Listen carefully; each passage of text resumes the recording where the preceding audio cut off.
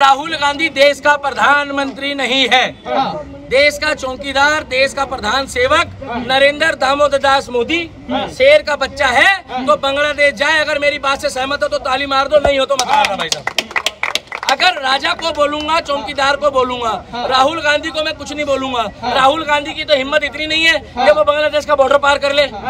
उसको तो वहां पर वो क्या कर रहे हैं। इसीलिए मेरे साथ जो भाई खड़े हैं वो एक ही बात बोलेंगे, चाहे हिंदू हो, मुस्लिम हो, सिख हो, ईसाई हो। अगर अपने ऊपर वाले को पूछते हैं कि अब मोदी जी आपको आगे आना है और सनातनियों को जगाना है, मोदी जी आपको आगे आना है और सनातनियों को बचाना है, बांग्लादेश के सनातनियों को बचाना है, मोदी जी आपको आगे आना है, बांग्लादेश के सनातनियों को बचाना है। तो फिर बांग्लादेश में जो हिंदुओं के साथ हो रहा है उसको आप कैसे देखते हैं? देखिए भाई साहब, मैं तो एक ही बात बोलूंगा, देश के प्रधानमंत्री को आगे आना पड़ेगा इस विषय में। क्योंकि वैसे तो मोदी जी कहते हैं पूरी दुनिया में हमारा मैजिक चल रहा है और पड़ोसी देश में ही अगर मैजिक ना चले तो साफ सीधी सी बात है, ये तिरंगा यात्रा निकाल रहे हो आप, यहाँ पर जगह जगह बोर्ड लगा रहे हो और नेतागिरी चमकाने से अच्छा है आपकी बारी कि पहले जो तिरंगे को उठाने वाले हाथ है उन हाथों को बचा लो।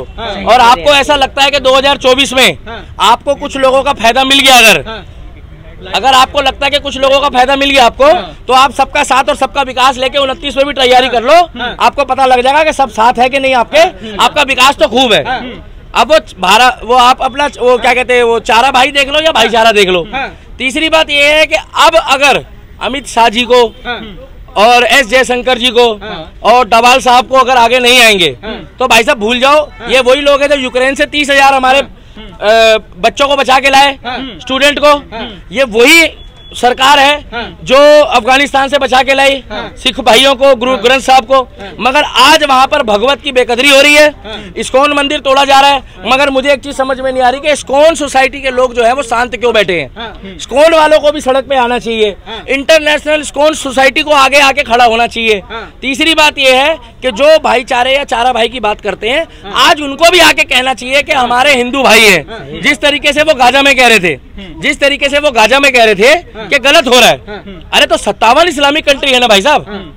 4-5 देशों में ही हिंदू मेन मुख्य तौर पर अधिक आबादी में है, वो पाकिस्तान, बांग्लादेश, श्रीलंका और भारत। अफगानिस्तान से खत्म हो गए भाई साहब, अब गिने चुने रह गए। अरे तुम रुक जाओ यार, 2 मिनट रुक जाओ भाई। अफगानिस्तान में तो खत्म हो गए, मगर बांग्लादेश में इतनी माइनॉरिटी इतनी है, इतने संख्या तो है कि अब सड़कों पे आए तो नजर आ रहे थे कि हाँ लोग खड़े हैं। तो हम तो एक ही बात बोलेंगे, हाँ अगर हम बीजेपी की तरफ से खड़े होकर बोलेंगे तो हम बांग्लादेश का विरोध करें। भाई क्यों करें बांग्लादेश का विरोध?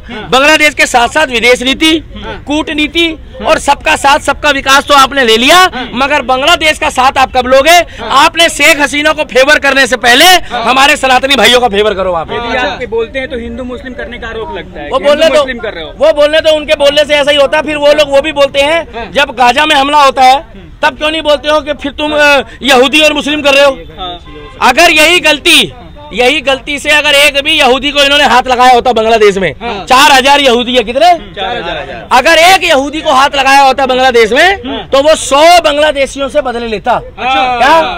और उनकी दूरी हवा में 10,000 किलोमीटर की है और भारत की दूरी हवा में 2 किलोमीटर की है। कितनी? हवा में 2 किलोमीटर। मगर 2 किलोमीटर वाला जो है वो कुछ नहीं कर रहा। देखो भाई साहब, मेरे को मोदी जी से कोई दिक्कत नहीं है, मगर मैं तो एक ही बात बोलता हूँ, यहाँ तमाम लोग खड़े हैं, अगर इनके अंदर इंसानियत होगी तो ये भी कहेंगे कि मोदी जी को या तो कुछ ना कुछ आगे आना चाहिए, अन्यथा आप योगी जी को आगे कर दो, हम योगी जी के साथ खड़े कंधे से कंधा मिला के। भैया गलत कह रहे हैं? सही है। योगी जी को आगे आना चाहिए ना, आप प्रधानमंत्री बना दो योगी जी को। हम तो भैया खुली आवाम करते हैं, लोकतंत्र है। आपको शेख हसीना में ऐसा क्या दिख गया कि शेख हसीना के ध्यान पड़ा हुआ है? ब्रेकिंग न्यूज, शेख हसीना को बाथरूम आया, ब्रेकिंग न्यूज, शेख हसीना ने मुस्कुराया। मोदी जी, हमें शेख हसीना से कोई मतलब नहीं है, हमारे लिए कोई शेख नहीं है, कोई हसीना नहीं है, हमारे लिए एक ही है, वो है हमारा सनातन और हमारा भारत माता। आप तिरंगा यात्रा खूब निकालो, मगर उनके दिल से पूछो जो भारत के बाहर वहां बांग्लादेश में बैठ के यहाँ की तिरंगा यात्रा देख रहे हैं और जिनके परिवार के लोग वहां टंगे थे, इतनी बुरी तरीके से टंगे थे कि अगर वहां पर भगवान न करे ऐसा ही मुस्लिमों के साथ होता ना किसी देश में, तो यहाँ के मौलाना कपड़े फाड़ लेते, ये ओवैसी अपनी पूरी शेरवानी फाड़ लेता। और ये क्या कहता, इसके छोटे भाई ने कहा था 15 मिनट के लिए पुलिस हटा दो, आज 10 दिन के लिए पुलिस हटी हुई है। आप देख लो, बोला उसने सही था, समझदार को इशारा काफी है। और मोदी जी जितना मर्जी कह ले सबका साथ सबका विकास, क्या विकास तो हो रहा है मगर साथ सबका नहीं हो रहा है। 80% लोग वोट वही दे रहे हैं कि जहां खाते हैं उसको सपोर्ट नहीं कर रहे। अरे अब नहीं जागोगे तो भाई साहब फिर एक दिन भागोगे। 2024 की फाइल तो आप लोग लाइव देख लो बांग्लादेश की, कि बांग्लादेश में क्या हो रहा है।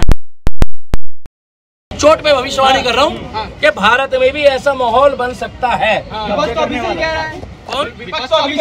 विपक्ष के मुंह में बवासीर है, पूछो क्यों? वो पहले कह रहा मोदी भागेगा, नहीं भागेगा। 40 में क्या होगा, कौन रहेगा कौन नहीं रहेगा वो बात की बात है। सारा खेल है आबादी का। अभी आबादी है यहाँ, अभी यहाँ पर जो कट्टर मुस्लिम है उनकी आबादी यहाँ है और हिंदुओं की है। इसमें से इतने लोग तो सेकुलर हैं जो कब यहाँ आके खड़े हो जाए पता नहीं लगेगा। अच्छा, सेकुलर ऐसी कह रहे हैं कि वो उनका अपना मामला है बांग्लादेश का, हम भारत क्या कर लेगा। तो गाजा में क्या हो रहा था? गाजा में किसका जीजा मर गया था? पूछ रहा भाई साहब, गाजा में क्या हुआ? मुसलमान मारे जा रहे थे। तो ये जो है ये हिंदू नहीं है। वाह, आपने भी चेक कर लिया क्या उसका आधार कार्ड? ये हिंदू नहीं है जो बांग्लादेश में मारे जा रहे हैं। हिंदू है। अरे वो तो सड़कों पे आके बता भी दिया उन्होंने, दलित हिंदू है वो। भाई साहब चंद्रशेखर रावण सोया हुआ है, धीरे बोलो, धीरे बोलो, रावण सो जाएगा, सोया हुआ है वो, कुंभकर्ण की नींद। मायावती की पूरी टीम शांत है, क्या शांत है? अखिलेश यादव चुप है, राहुल गांधी भी चुप है। राहुल गांधी तो वैसे कुछ नहीं बोलेगा, आपको गोद दे तो दिया 6 महीने पहले उसकी माँ ने आपको। अच्छा, बोला मैं आपको अपना बच्चा सौंपती हूँ, अब आप उससे कुछ भी कराओ, कुछ भी कराओ। आप तो कुछ भी कर सकते हो राहुल गांधी के साथ, क्योंकि उसकी माँ ने आपको दे तो दिया बच्चा अपना। अब क्या करोगे बताओ आप? करा रहे राहुल गांधी, क्या कास्ट सेंसस भाई साहब? देखिए भाई साहब, राहुल गांधी को भी हिम्मत देने वाला व्यक्ति नरेंद्र मोदी जी ही है, और मोदी जी को जिताने वाला राहुल गांधी है। ये दोनों एक दूसरे को जिता रहे हैं। मैं बता रहा हूँ कैसे। अगर इन्होंने 522 मकान दिए तो इतने ही मकान अगर हिंदुओं के किसी गांव में दिए होते तो कम से कम 80% हिंदू मोदी जी को वोट देते। दिए इन्होंने हिंदुओं को भी है, मगर 20% ने फिरकी ली है हिंदुओं में, और वहाँ तो 100% लोगों ने फिरकी ले ली। इसी क्या हो गया भाई? अरे जाने दो,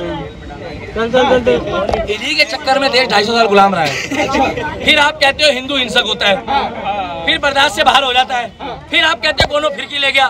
पूछो कौन ले गया? संविधान बताएगा, किताब बताएगी, बिल्कुल संविधान बताएगा। संविधान तो है नहीं, तानाशाही। भाई साहब ये कहने की बात है, अगर तानाशाही हो रही होती है ना 1% तो जाके बांग्लादेश में देखो तानाशाही क्या होती है।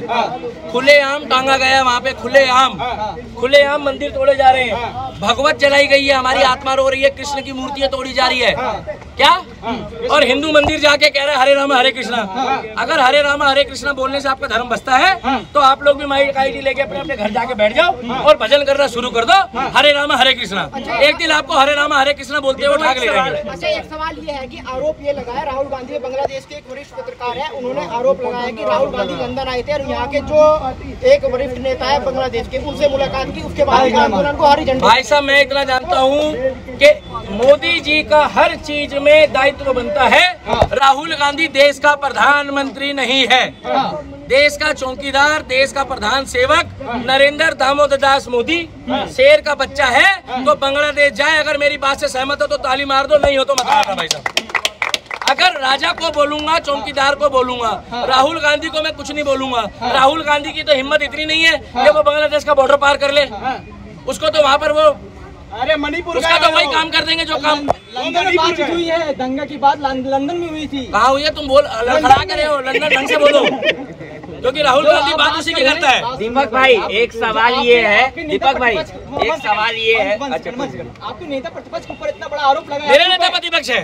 अरे जाओ, आप गोद में बैठते हो राहुल गांधी की, मैं ऐसे बंदे की ना बैठूं, क्योंकि उसकी मम्मी ने पहले 6 महीने पहले गोद में दे दिया है। अब वो राहुल गांधी अभी यहाँ थोड़ी देर पहले बैठा हुआ था, यहीं पे भैया जी कहीं में आया हुआ था, और बोल के मतलब ये हुआ कि जो वहाँ के बांग्लादेश के जो वरिष्ठ पत्रकार हैं वो आरोप लगा रहे हैं, इसका मतलब सही आरोप लगा रहे हैं। क्या सही आरोप लगा रहे हैं? उसको पता था ये जरूर हो सकता है, ये जरूर हो सकता है, मगर शेख हसीना को भारत में लाने का फायदा क्या हुआ? आप बता दो। शेख हसीना को यहाँ लाने का क्या फायदा हुआ? जब 57 इस्लामिक कंट्री ने मना कर दिया, बांग्लादेश वालों ने मना कर दिया, तो उस भगोड़े व्यक्ति को या महिला को यहाँ लाने का फायदा क्या है? हम महिलाओं की इज्जत करते हैं, नहीं तो मेरे मुंह से कुछ और निकल जाता। बॉलीवुड गैंग कहाँ है? अरे बॉलीवुड वालों को छोड़ो, कल शाहरुख खान ने एक बूढ़े को धक्का दे दिया स्विट्जरलैंड में। तुम बॉलीवुड गैंग कह रहे हो? कल उन्हें धक्का, बता रहा हूँ, कल उन्हें धक्का दे दिया। ये वही बॉलीवुड गैंग है कि बता रहे हैं वो डिसिप्लिन में था। अरे भैया तुम्हारे पे 4 पैसा आ गया, ठीक है तुम हो गए। एक बारी भी इसने बांग्लादेश के हिंदुओं के लिए नहीं बोला। और वो अक्षय कुमार जो है, दाने दाने में केसर का स्वाद, वो वहाँ जाके कह रहे ख्वाजा मेरे ख्वाजा दिल में समा जा। 1 करोड़ रुपए की राशि भी दी है। मैं आपसे कहता रहा हूँ कि चारा भाई है या भाईचारा, ये तो क्लियर करो। आपको सांप काटा है? नहीं काटा है, पहले कटवा लो फिर बताना। दीपक भाई एक सवाल का जवाब दीजिए। छूटने के बाद पता लग जाएगा। कैसी बातें कर रहे हो दीपक भाई? एक सवाल का जवाब दीजिए। जिस तरह से लगातार हिंदुओं पे हमले हो रहे हैं, तो प्रधानमंत्री मोदी जी डायरेक्ट बांग्लादेश पे कार्रवाई क्यों नहीं कर रहे? कह रहा हूँ कि योगी जी को आगे ले आओ। मैं तो खुद आते ही मैंने बोला आप 10,000 बुलडोजर भेजो बॉर्डर पे। सबसे पहले तो खौफ पैदा हो जाएगा, क्योंकि वो कंफ्यूज ये हो जाएंगे कि मकान किसका टूटना है। दूसरी बात ये है कि जैसे ही योगी बाबा सीट पे बैठेगा तो वो कह देंगे भैया ये कोना छोड़ पाओ। वो मैं खुद कह रहा हूँ, वो गमछा भी पहनाएंगे, वो बैंड बोलना खुद ही शुरू कर देंगे। जो 30 करोड़ की आबादी संभाल रहा है ना, उसके लिए 10 करोड़ की आबादी महत्व नहीं रखती। जाके चेक कर लो, 10-12 करोड़ से ज्यादा नहीं है बांग्लादेश में। नई सरकार ने माफी मांग ली है, घंटा मांग ली है। वो दूसरा दोगला आदमी है। वो तो कह रहा है कि अल्पसंख्यक कर रहे हैं यहाँ पे।